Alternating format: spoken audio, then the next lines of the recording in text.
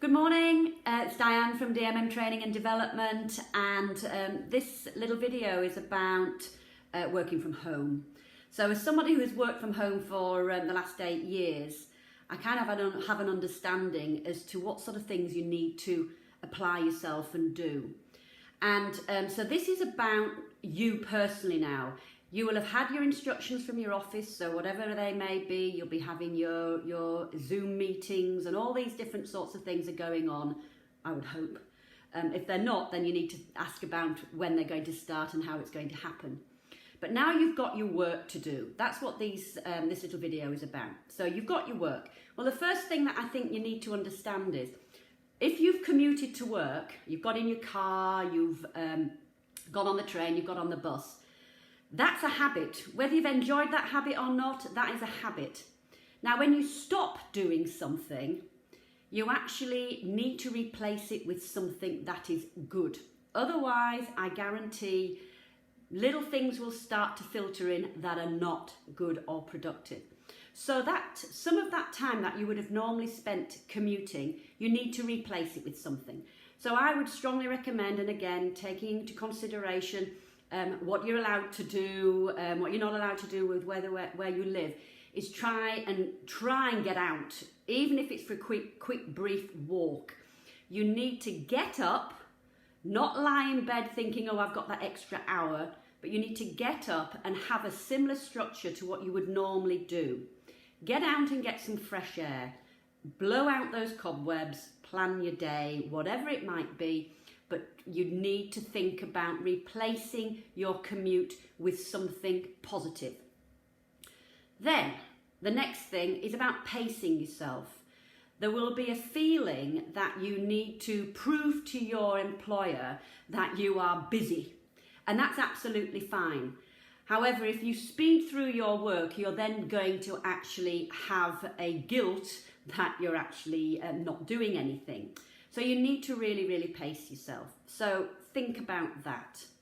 How do you pace yourself? How do you structure your day?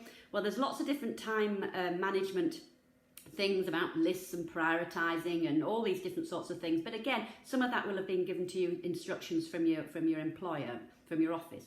However, working from home, you need to be very structured as well.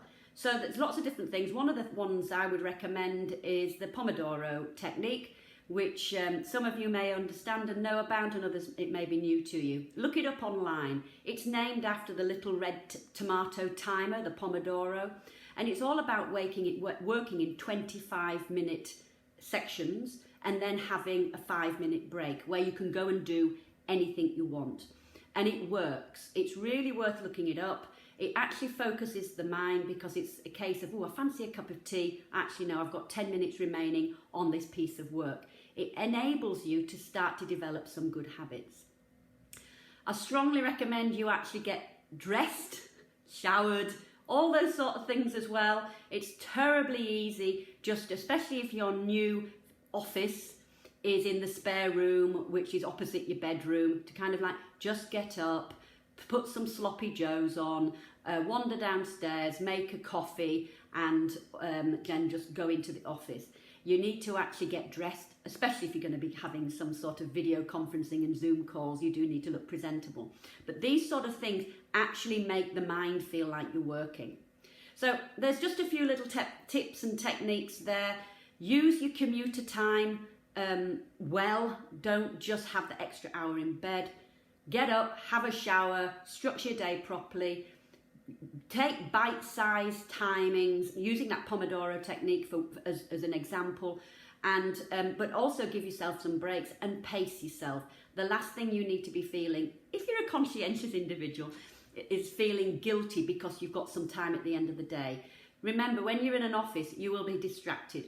You will get up and go to the kitchen and make a cup of tea, and when it should have really taken a couple of minutes, you might have been in there for 10 minutes because you're chatting.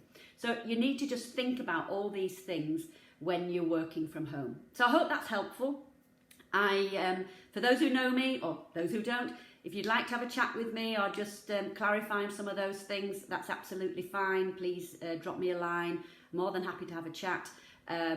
It's not easy. It may sound like it's fun at first working from home, but if you have never done it and your day is full of people and laughs and giggles and all those sort of things, this is going to be tough. So you need to prepare yourself really, really well for it and put some structure in. But I recommend fresh air.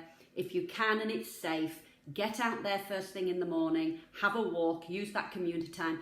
And actually at the end of the day, your commuter time at the end of the day, use that wisely too. So have a good day, and I wish you well, and main thing, keep safe.